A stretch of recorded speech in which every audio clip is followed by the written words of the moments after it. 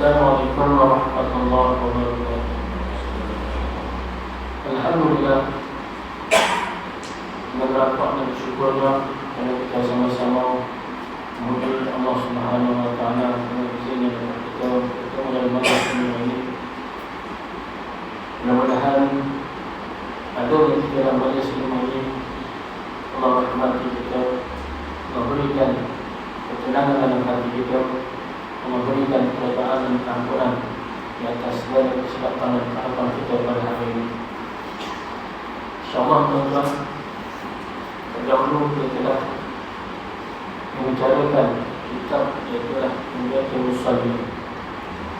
Pada malam ini kita sambung mukadimah kitab kita. Dahulu pun sedikit pada mukadimah. Qala al-mu'allimu al-musannifu al-mu'arrifu fi kitab Umdatul Musallin. Al-alim al-syekh Daud bin Abdullah al-Qawqani rahimahullah ta'ala al-Fatiha. Alhamdulillah.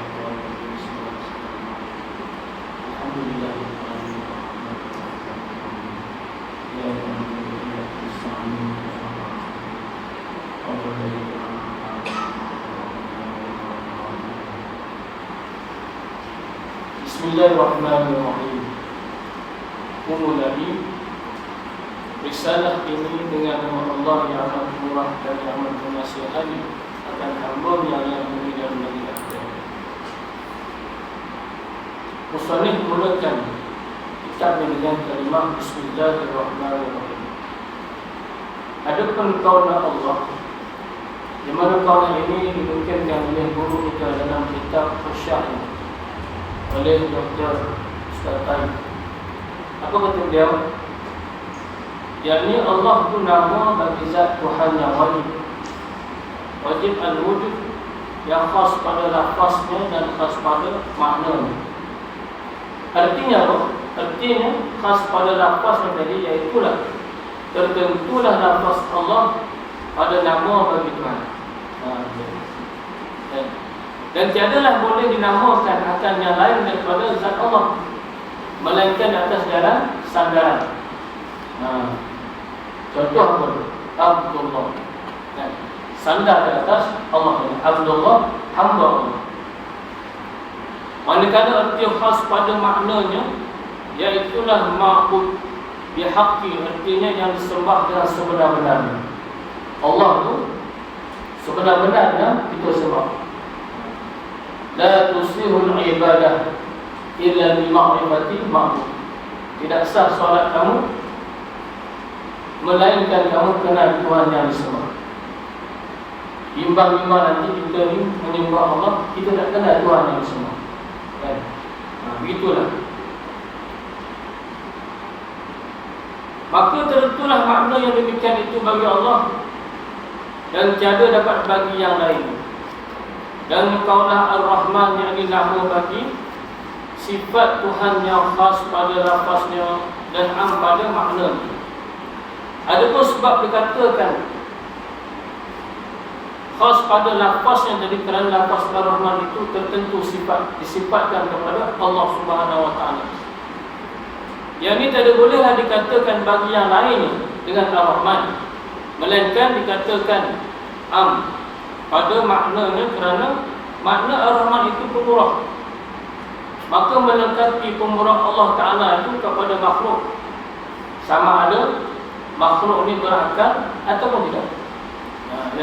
Sama ada makhluk ni kafir ataupun Islam. Ar-Rahman Allah Ta'ala itu melengkapi dan pemurahnya Allah itu. Dan kalau Ar-Rahim ini nama bagi sifat Tuhan yang am pada lafaznya, khas pada maknanya, maka bolehlah yakni harus dinamakan dengan dia akan yang lain daripada Allah Ta'ala dengan jalan sandaran. Seperti apa dia? Abdul Rahim. Dan manakala khas pada maknanya kerana tertentulah mengasihani Allah Ta'ala itu hanya bagi kaum mukmin di dalam negeri akhirat. Dan kumulai risalah ini dengan nama Allah. Yakni musannif. Musannif ni yang terkenal dengan nama Syekh Daud Al-Qawqani. Kitab dia lah. kan? Dan ada pun gelaran yang lain yang diberikan oleh kerajaan terdahulu, yakni Islam Utsmaniyah. Apa dia tuan-tuan? Masyhur di kalangan ahli ilmu, ahli orang alim tadi, itulah al-alim al-alama ibrul fahamah al-warithul al-kamil al-fadil al-muhaqqiq al-amil al-arif rabbani al-syekh al-sayyid al-syekh Daud Abdullah al-Fatani.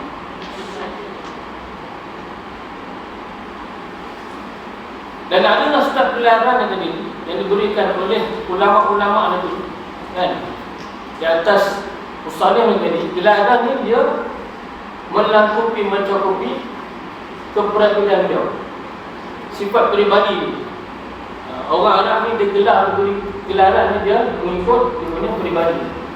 Seperti mana bapa saudara Nabi Hashim. Nah, Hashim tu nama dia sebenarnya Amr. Tapi orang gelaran Hashim.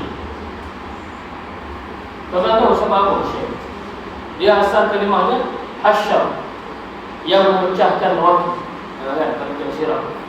Nama asalnya Amr, tapi orang terkenal dengan gelaran Hashim. Muhammad bin Abdullah bin Abdul Muttalib bin Hashim. Maksudnya benar benar. Gelaran. Gelaran orang yang memberi makan kepada jemaah haji ketika itu. Kan? Apa ni? Ibadahnya dengan siqayah, kan? Orang beri minum jemaah haji dan makan. Dan diberi gelaran Hashim sebab dia ketika mana dia buat bubur daripada roti. Kita tak tahu dah macam mana nak. Bukan tu saja, begitu juga dah. Pak saudara dia Al-Muttalib, orang kerajaan Al-Fayyad. Al-Fayyad ni orang yang mencurah-curah kedermawan dia, kan? Sifat derma tu mencurah-curah, sehingga kan orang beri gelaran dia Al-Fayyad, kan? Begitu juga lah orang beri gelaran kepada musannif kita ni, iaitulah al-alim al-alamah, yang bermakna orang yang mengetahui dan benar-benar mengetahui. Dan al-hibru al-fahamah bermakna faham apa yang ditulis. Kita ni kadang-kadang boleh tak faham, tak? Dan al-warith al-kamil, yang bermakna orang yang sempurna dengan kewarakannya. Dan al-fadil bermakna yang mempunyai kelebihan. Dan muhaqqiq yang bermakna orang yang menyunting akan dan memperkuat akan kitab ini. Dan al-amil bermakna orang yang beramal akan dengan ilmunya. Dan al-arif wal-rabbani adalah kerana bagi ahli tarikat yang sampai tarikatnya kepada junjungan besar Rasulullah SAW. Manakala mazhab fiqh beliau adalah mazhab Syafi'i. Ada pendapat mengatakan beliau ni dilahirkan pada tahun 1133 Hijrah di daerah Resik, negeri Fatimah, yang di selatan Thailand. Ini musannif ni, kita cerita pasal musannif ni. Wafat pada 1297 Hijrah. Dikuburkan di Taif berseberangan dengan kubur Abdullah bin Abbas, Habrul Ummah negeri, yang terletak 70 batu daripada Al-Mukarramah. Dan beliau berjaya mengarang dan menterjemah lebih daripada 100 buah kitab. Dan telah diceritakan bahawasanya kitab Punyatul Musallin ini dikarang oleh Syekh Daud setelah diminta oleh seorang raja daripada Kepulauan Melayu. Dikatakan daripada negeri Selangor. Dulu kita dah cerita lah, kan? Ketika mana Raja Selangor itu berada di Mekah ni, diminta oleh Syekh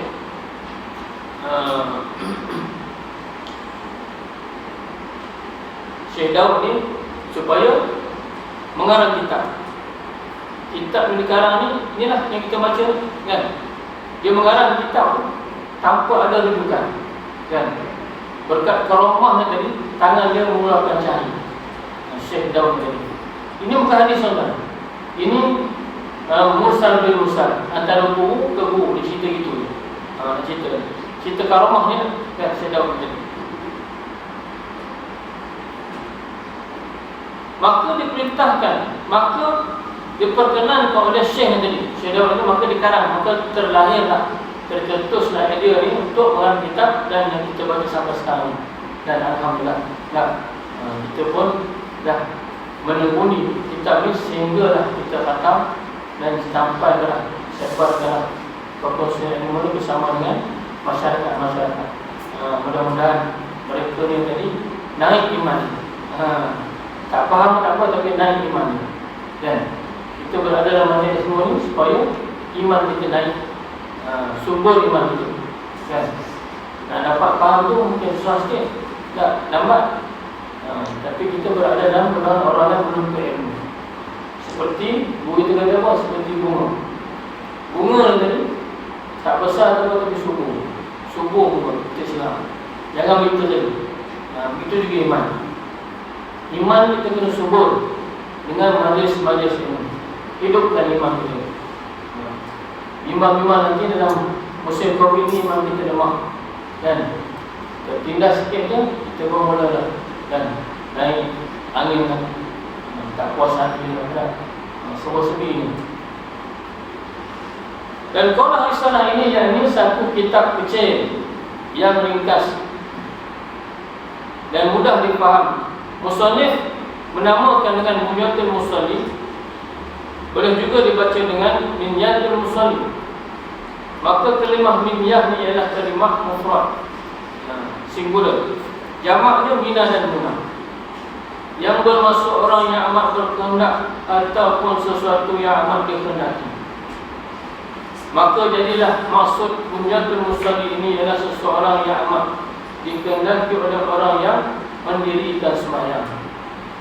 Apa kehendak orang sembahyang? Ialah supaya sembahyang dia diterima oleh Allah Subhanahu Wa Taala.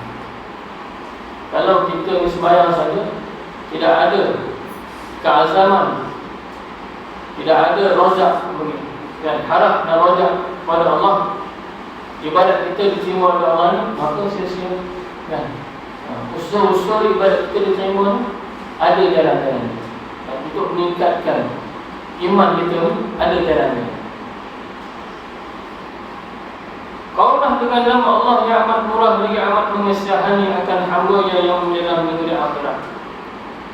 Musannif pengarang ataupun penulis kitab ini memulai penulisannya dengan nama Allah, yakni dengan Bismillahirrahmanirrahim, kerana dua sebab. Yang pertamanya mengikut akan Al-Quran Al-Karim, yakni sebagai tertib di dalam setiap surah kecuali surah At-Taubah. Kalau kita tengok dalam surah Al-Quran, surah At-Taubah tidak ada tulis Bismillahirrahmanirrahim. Dan keduanya kerana mengamalkan hadis Nabi Muhammad SAW daripada Abu Daud. Apa katanya?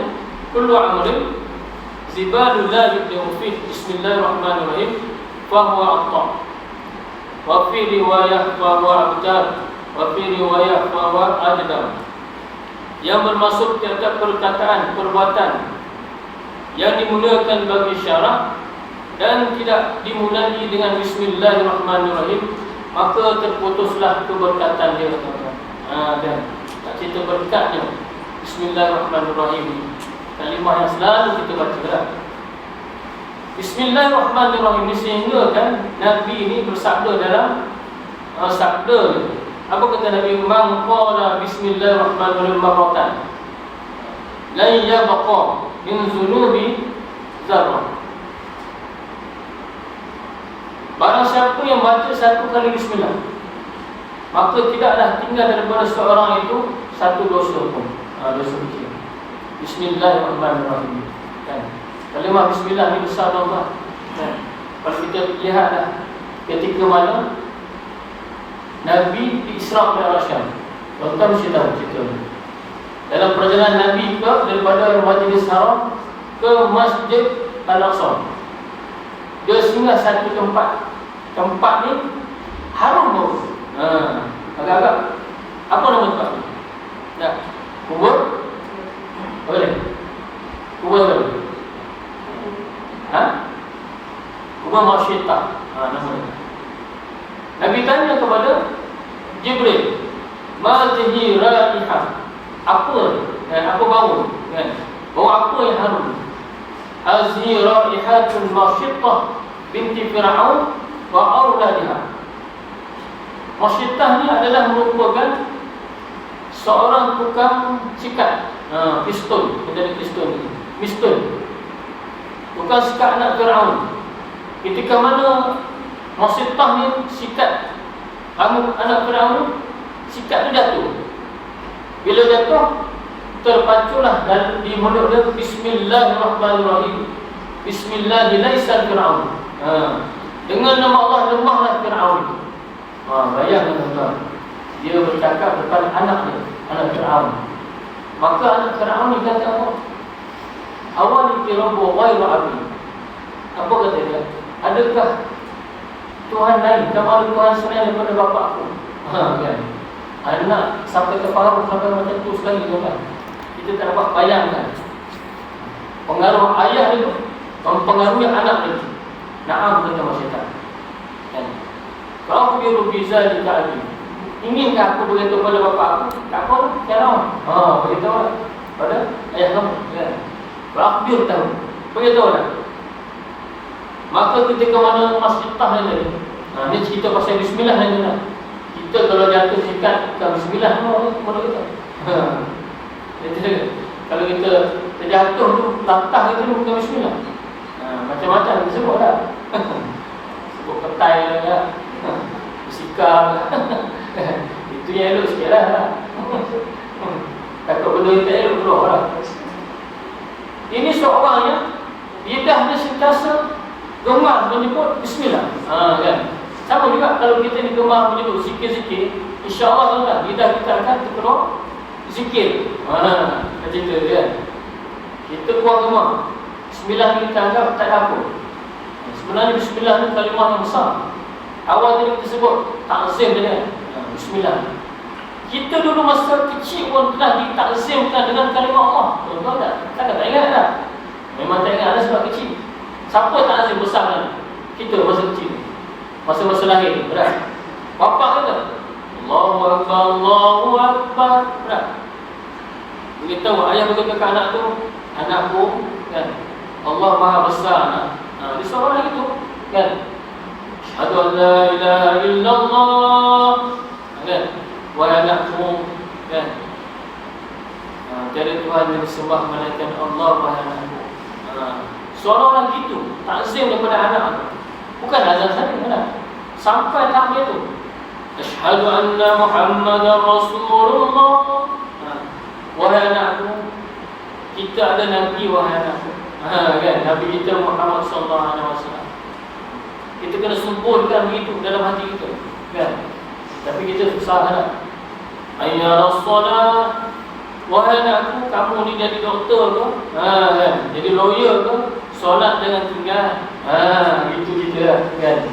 Hayya al-falah. Barulah kamu menuju jadi orang yang berjaya. Kan? Kejayaan ni tuan, kerja ni kita selalu letakkan nombor satu lah. Guru kita kata, ketika mana kita mengaji dengan Dr. Taib, dia kata apa?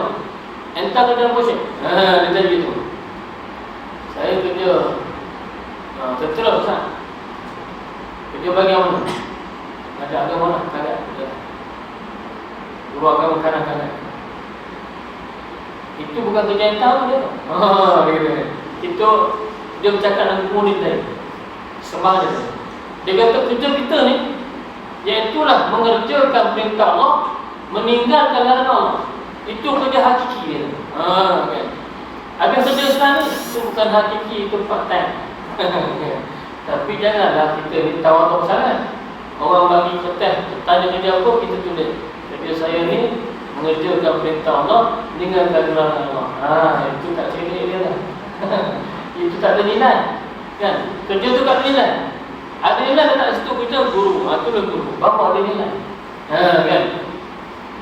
Begitulah kejayaan pun. Wahai anakku, kamu berjaya ni ketika mana kamu mengerjakan perintah Allah, meninggalkan larangan Allah. Kan? Akhirnya Allahu Akbar, Allahu Akbar. Wahai anakku, Allah Maha Besar. Ni awal lagi dah kalimah yang besarkan Allah ni dah ada dah. La ilaha illallah. Kalimah la ilaha illallah jangan kau tinggalkan wahai aku. Kan? Kita awal-awal dah dia pasak dah kan dia sebagai orang Islam.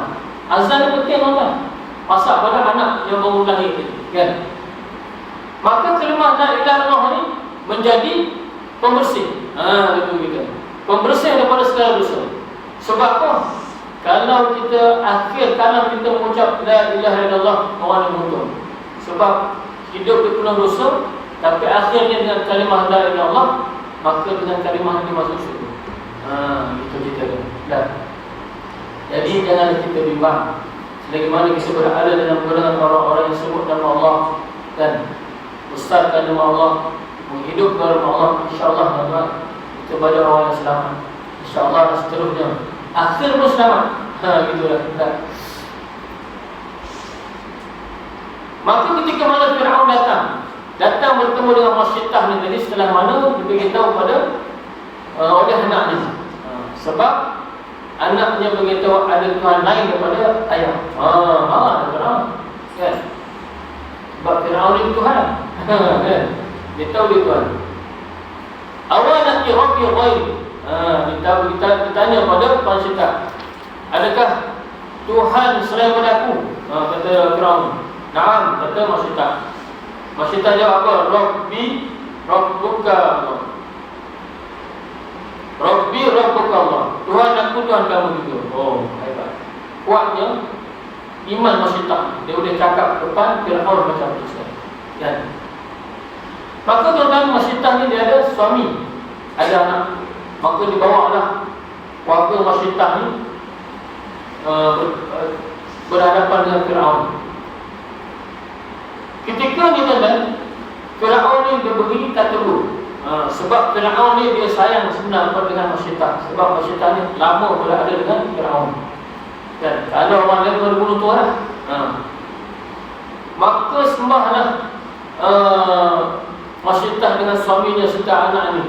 Maka Fir'aun perintahkan supaya menyembah dia kalau kamu nak selamat. Kata Fir'aun, kalau kamu nak selamat, kamu kena sembah. Kalau tak, ini qatal tukuma, aku akan bunuh kamu semua, dia kata.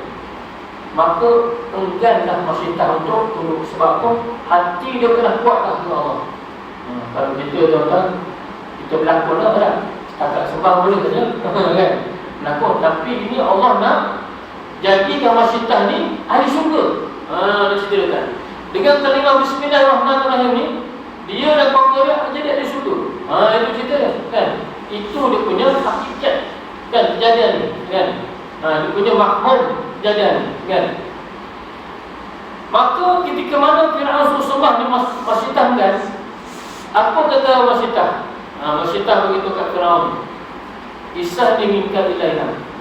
Wahai Fir'aun, aku minta kamu ihsan dengan aku. Fir'aun kan ingat bila mana dia minta ihsan ni, tak tolong dia tolong. Dia silap sekali kan, jauh sekali. Inna qablatina inna taj'al lana fil baiti wahid. Tengok hebatnya iman Masyittah. Rupanya Masyittah ni minta agar Fir'aun ni dia gali satu yang kubur. Kan? Aku minta ihsan kamu wahai Raja Fir'aun. Kan? Tuan Fir'aun, kamu galilah satu yang kubur. Ihsan itu dia minta. Cerita dia kan. Maka ketika mana Fir'aun dengar Masyittah cakap macam tu kan, Masyittah ni dia cakap lagi, dia kata apa? Fatuduk Fatina fihi jami'ah. Aku ingin kubur ni digali supaya aku ni dikuburkan bersama keluarga aku. Maka serta-merta Fir'aun ni lagi marah. Marah dia ni bukan marah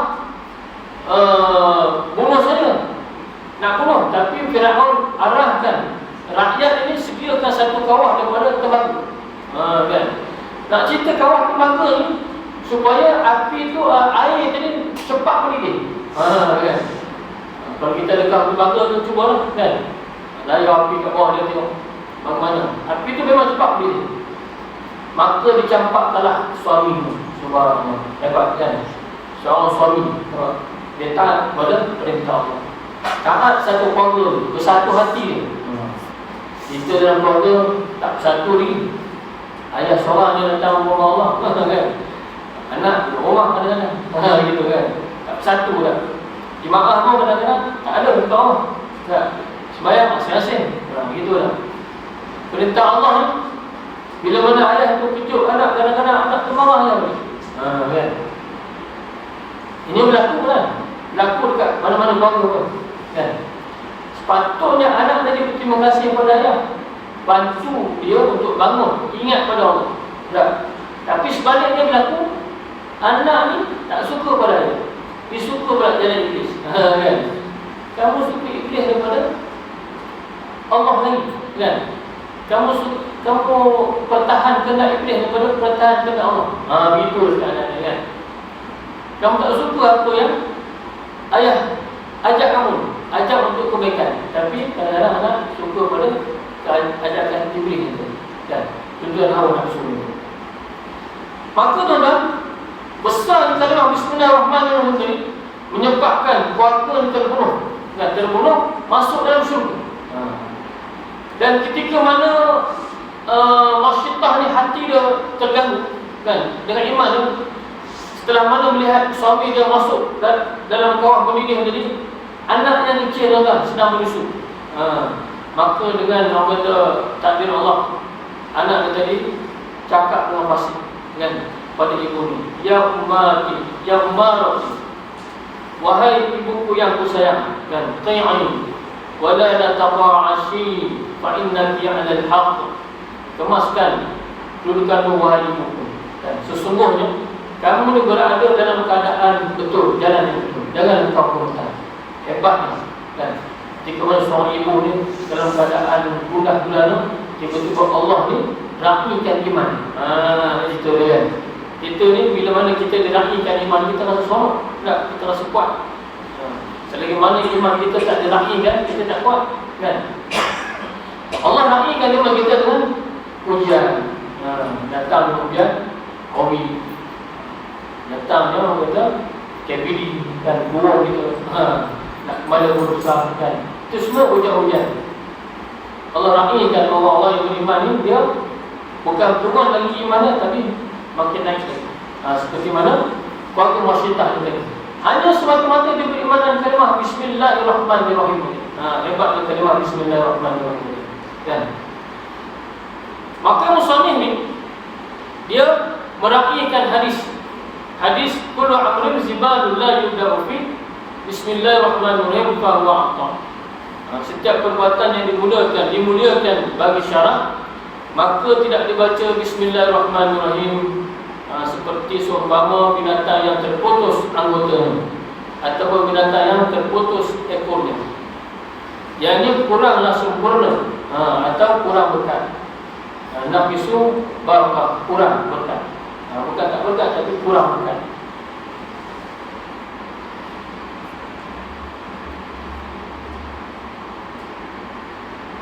Maka ada kalanya hukum membaca bismillahirrahmanirrahim jadi terkadang wajib ketika mana membaca Al-Fatihah dalam solat. Dan kita selaku mazhab Syafi'i radhiyallahu anhu, maka wajib hukum dia baca bismillah. Terkadang sunat seperti pada ketika mahu memulakan perbuatan, seperti pekerjaan disyariatkan, tetapi tidaklah untuk zikir semata-mata. Dan terkadang haram lafaz, yakni pada pekerjaan yang haram zatnya, seperti mencuri dan berzina. Tetapi jika dikosotkan, dibeza kan? Bismillah haram hukumnya ketika mana seseorang tu melaksanakan pekerjaan yang tidak dimuliakan oleh syarak. Berzina contoh, minum arak, mencuri, kan? Baca bismillah. Curi tanpa masjid, bismillahirrahmanirrahim. Contoh kan? Ini kadang-kadang berlaku bukan tanpa sedar. Dia cerita hukum dia haram. Tapi apabila dia qasad, kan? Qasad mana kata dia yakin bismillah tu ada berkat. Soal gitulah. Dengan bismillah tu dia selamat. Begitulah. Sebab begitulah. kalau tuan-tuan tak faham, saya bagi tahu satu lagi. Ini lagi. Contoh kita sujud. Kan? Sujud atas kapet yang ada jarum-jarum halus. Sujud. Kan? Kita tak tahu. Bila mana kita sujud termasuk sakit. Sujud, pam, kita bangun. Alih. Tak batal solat. Nampak? Tak batal solat. Sebab dia tak kosong. Nampak? Beza dia kosong. Macam mana? Kita ke mana dia sujud kali kedua, letak tu perang sakit, dia angkat. Itu batal. Dua keadaan beza. Satu tanpa kosong macam spray. Pak, sakit letak tu. Kan? Tapi kalau kedua dia kosong, dia rasa pedih tu, dia angkat. Itu batal. Batal solat. Kan? Sama bismillah ni. Bismillah ni kalau dibaca, baca ketika mana mencuri, perbuatan mencuri ni haram. Tapi ketika mana dia kosongkan bismillah ni tadi, dia berbeza hukumnya. Kan? Maknanya menghinakan nama Allah nescaya jadi kafir kepada Allah. Kafir kan? Dengan main kan? Akan tetapi tidak haram pada pekerjaan yang haram aradi, seperti berwuduk dengan air yang dirampas tadi di sini tadi. Dulu kita dah cerita lah, haram aradi. Dia curi air masjid, dia curi selipar masjid, bawa balik orang. Kan?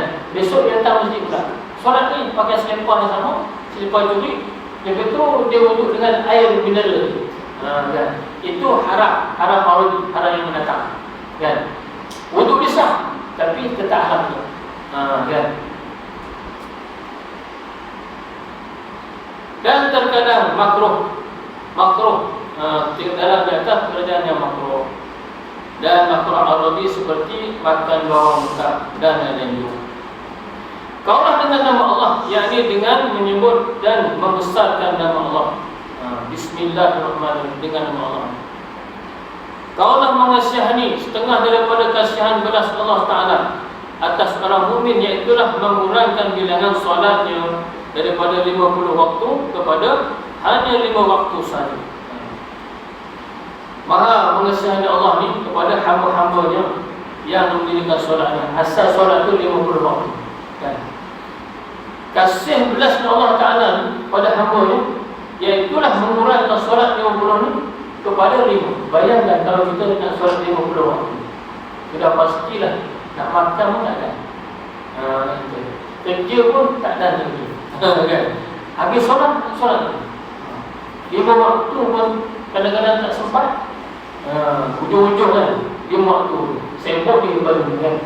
Begitulah Allah ni Maha Pengasih ya, sehingga kan dia tahu hamba ini memerlukan kasihan belas daripada Allah Subhanahu Wa Taala, sehingga kan ibadat solat daripada 50 Allah kekalkan dia punya pahala, tapi Allah kurangkan dia punya rakaat jumlah tu. Kan? Walaupun 5 rakaat 5 waktu, tapi pahala sama seperti 50 waktu solat. Subhanallah. Inilah yang diceritakan oleh guru kita tadi dalam kitab Qasyah tadi. Kan? 5 waktu saja berkata daripada Hakam. Kan? Mengetahui ia, yakni Allah Ta'ala akan adanya kelemahan daripada hamba-hambanya, maka mengurangkan ia akan bilangannya, dan mengetahui ia akan berhajatan engkau kepada limpah kurnia Allah Subhanahu Wa Ta'ala. Dan juga Allah sediakan solat ni adalah tempat kita memohon hajat, sebab kita ada banyak hajat sangat. Kita hamba yang memerlukan hajat daripada Allah Subhanahu Wa Ta'ala. Terlalu banyak, sampailah kita di hujung nyawa nanti. Begitu. Kita tak tahu mati bila, senang bila. Kan? Bila mana kita susah, adalah hajat, sentiasa ada hajat. Maka hajat yang menyebabkan manusia yang tadi, dia ni rindu nak bertemu Allah Subhanahu Wa Ta'ala. Kan? Sepatutnya itu kan? Dan melihat akan gandaan ia kepada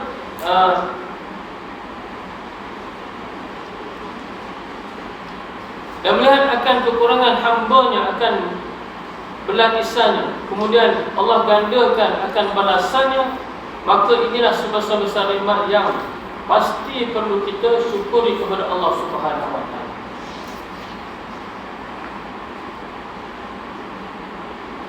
Alhamdulillahirabbil alamin allazi ja'ala as-salata tariqatan muttaqin.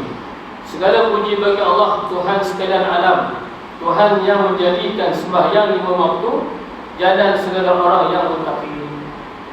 Qaulah alhamdulillah pada hadis Abu Daud di atas. Riwayat lain ada menyebutkan dengan lafaz bilhamdulillah, iaitu hadis daripada Abi Salamah dan Abi Hurairah. Qala Rasulullah sallallahu alaihi wasallam, kullu amrin sibarin la yudau bih bilhamdulillah fa. Alhamdulillah merupakan kalimah pujian dengan lisan yang hakikatnya kepada Allah. Maka musannif memulai penulisan kitab Minyatul Musallin ini dengan 2 gabungan. Yang pertama kalimah iaitu bismillahirrahmanirrahim, dan alhamdulillah adalah untuk menunjukkan pada pihak membesarkan dan memuji serta memuji akan Allah Subhanahu wa taala. Dan ada sebutan dalam Khasyah Asy-Syarqawi menyatakan bahawa bismillahirrahmanirrahim adalah merupakan permulaan yang hakiki, manakala alhamdulillah adalah permulaan yang idhafi.